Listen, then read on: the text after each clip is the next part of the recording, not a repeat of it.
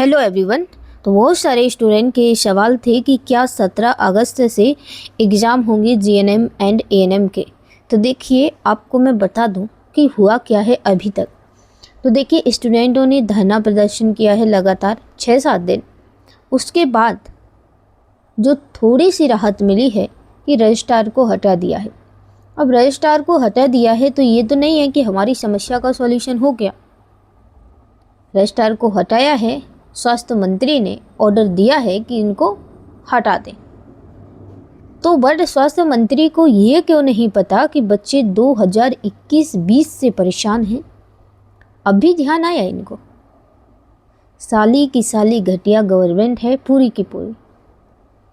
और ना पता है एक चीज़ है, अब बहुत सारे लोग मेरे से बोल लेते कि आप घर बैठ के ही वीडियो बनाती रहो। मेरी प्रॉब्लम मैं ही समझ सकती हूँ। लड़कियां इतनी हर जगह नहीं जा सकती, याद रखना। फैमिली की वजह से सबसे बड़ी प्रॉब्लम। क्या करें,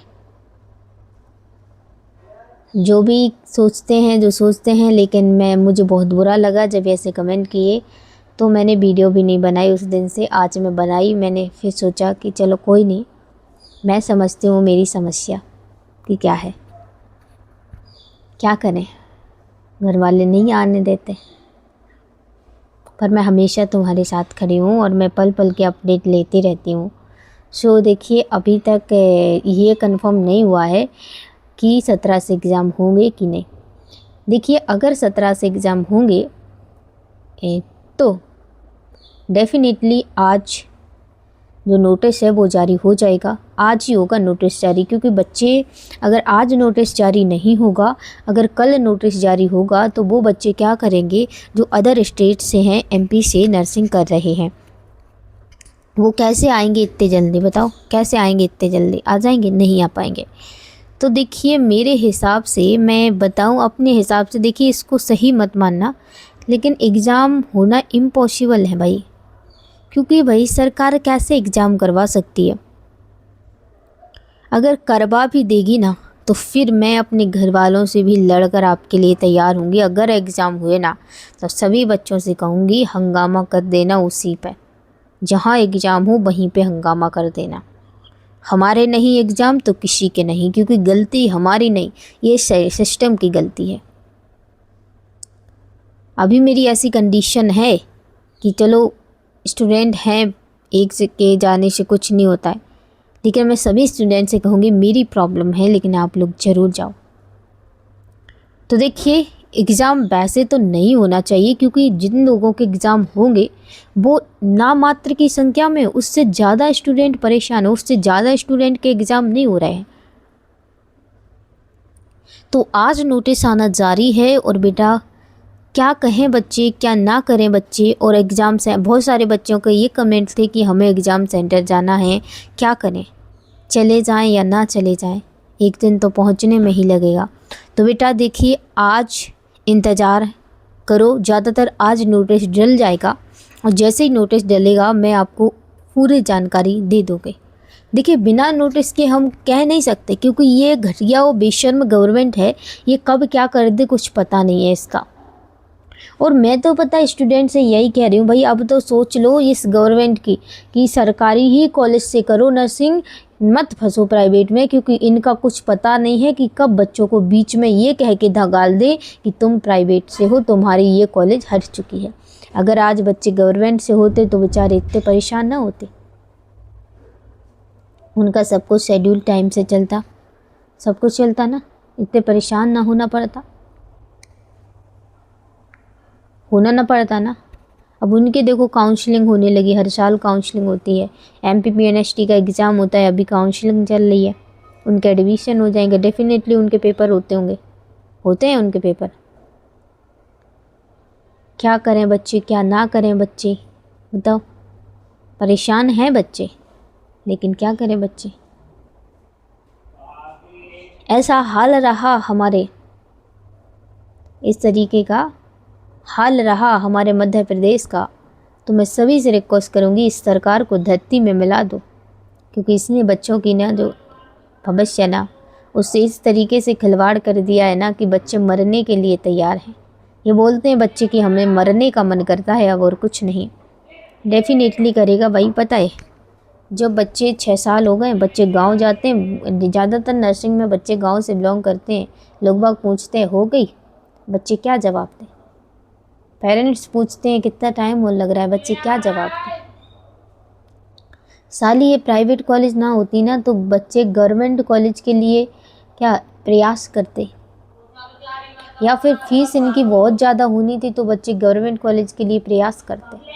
अब क्या होता है, बच्चे इतनी सीट नहीं है तो बच्चे सोचते हैं कि चलो हमें रजिस्ट्रेशन ही तो चाहिए, कहीं से भी ले लें। वो साला लड़कों के लिए तो है ही नहीं। अभी 1-2 साल से गवर्नमेंट कॉलेज के लिए एलिजिबल हैं लड़के, नहीं तो लड़कियों के लिए ही थी। और पता सबसे इम्पोर्टेंट बात क्या होती है कि गांव की जो लड़कियां होती हैं उन्हें साला इनके MPPNST वगैरह के बारे में पता नहीं होता है।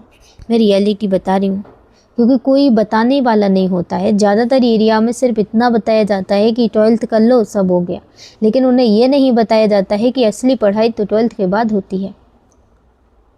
और जब गांव का बच्चा 12th में आता है तब वो डिसाइड करता है कि मुझे किस फील्ड में जाना है, कहाँ जाना है। सबसे ज़रूरी बात तो यही है कि गांव के बच्चे को सही गाइडेंस नहीं मिलती है और ना ही डायरेक्शन मिलती है, इसलिए वो फेलियर का फेस करना पड़ता है। उसे फेलियर और कई जगह भटकना पड़ता है और कोई भी चीज़ अचीव नहीं होती है। तो लास्ट में बस यही सवाल है कि मरना मत, मरने के ख्याल आए प्लीज़ ये मत करना, मम्मी पापा की सोचना, कुछ भी करना। और आज देखते हैं, ज़्यादातर तो आज आ जाएगा, अगर आज नहीं आएगा तो कल तो उन्हें देना ही पड़ेगा, उनके बाप को देना पड़ेगा। ठीक है, तो आज तक का वेट कर लो बच्चों। आज नहीं आया नोटिस तो कल तो आ ही जाएगा। वैसे तो मेरे हिसाब से आज नोटिस आ जाएगा कि एग्ज़ाम होना है या नहीं होना है, क्या आता है नोटिस में। और मेरे हिसाब से एग्ज़ाम ना हो तो ही ठीक है, क्योंकि हंगामा स्टूडेंट करेंगे और मैं भी करूँगी। अब तो मैं घर वालों से लड़के आ जाऊँगी तुम्हारे लिए, स्टूडेंट सभी के लिए। मैं क्या करूँ, मजबूर हूँ। जो दिल्ली में आंदोलन हुआ ना उसकी वजह से मेरे, तुम्हें पता ही है, मेरे पापा मम्मी बीमार हुए हैं, तो मतलब पैसा काफ़ी सारा खर्च हो गया है। एक्सीडेंट हुआ है, आज भी पापा का ठीक नहीं आता, तो मतलब मेरे घर के ना मतलब परेशान हो चुके हैं कि अगर हो गया कुछ या पुलिस वालों ने मार दिया तो वैसे ही मेरे पापा का हाथ ठीक नहीं है, और अगर लग गया तो फिर वो तो इलाज कराएंगे नहीं, कहाँ से क्या होगा। और ना ये चीज़ें खुद समझने वाला समझ सकता है ना भाई। इलाज में मेरे घर ना इस साल ना सारी चीज़ें बहुत बेकार चल रही हैं। सबसे इम्पोर्टेंट चीज़ है जो हमारा मेन पर्सन था, फादर जिसे कहते हैं, वो 6 महीने से मतलब उनका हाथ काम नहीं करता है, तो कुछ काम भी नहीं कर पाते हैं। तो फादर नींव होते हैं बच्चों की, और जब फादर ही ठीक ना हो तो कुछ ठीक नहीं लगता है। ठीक है, याद रखना।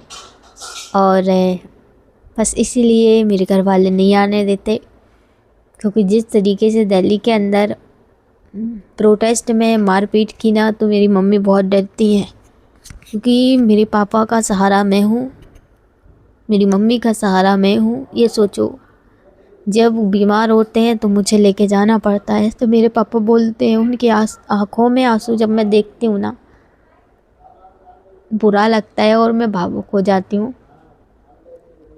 वो इतना बोलते हैं, अगर तुझे कुछ हो गया तो मुझे कौन ले जाएगा। बस वही, इसीलिए मैं वहाँ प्रोटेस्ट में नहीं गई। लेकिन सभी से कहूँगी बुरा मत मानना, मैं अपने आप को संभालती हूँ, पर ठीक है ना, ये चीज़ है। अभी मैं पापा को लेके गई थी 5 तारीख में, अभी 1 महीने का और बोला है, अभी 1 महीने का और बोला है डॉक्टर ने। उसके बाद शायद उनका निकल जाए। पर ये है ना कि उनका अगर बोन का ऑपरेशन होता, बोन का, हड्डी का, तो कोई प्रॉब्लम क्रिएट नहीं होती। बट उनका ऑपरेशन क्या है ना, मांस का, वही यहाँ पे होता है टेंडन और लिगामेंट। ठीक है, तो टेंडन होता है ना जो, वो फट गया था, तो उसका ऑपरेशन हुआ है। और टेंडन का जब ऑपरेशन होता है ना तो ये रिकवर होने में देर लगती है, और इस जगह पे हुआ है। अब ऐसे ऐसे इतना तो पापा का हाथ जाने लगा, पर अभी पूरा नहीं जाता है। दुआ करो मेरे पापा जल्दी ठीक हो जाएं, बस यही है भाई। मेरे घर पे ये साल ही बेकार है, ये ब्लैक साल है मेरे लिए, कभी भूलूंगी नहीं इस साल को। जितनी प्रॉब्लम, जितने टेंशन, जितना दुख दर्द इस साल ने दिया है ना, शायद ही मैं कभी इसको भूल पाऊँ। भाई स्टार्ट होती है फरवरी से, और आज है, आज तक हॉस्पिटल के चक्कर लग रहे हैं। हॉस्पिटल के चक्कर कब छूटेंगे पता नहीं। पापा ठीक वो है नहीं अभी। दुख दर्द को दबा के मैं आपके लिए आवाज़ उठाती हूँ, याद रखना। फिर भी आप प्लीज़ गलत कमेंट मत किया करो कि घर पे ही वीडियो बना के तुम आती नहीं हो। मेरी मजबूरी है, मेरी प्रॉब्लम है। और मैं देखिए, मेरे को भैया आप लाइक मत करो, शेयर मत करो, कुछ मत करो, मैं नहीं कह रही हूँ, पर मुझे लगता है कि मुझे बताना चाहिए तो मैं बताती हूँ। Thank you, love you all. मिलती हूँ नेक्स्ट वीडियो में।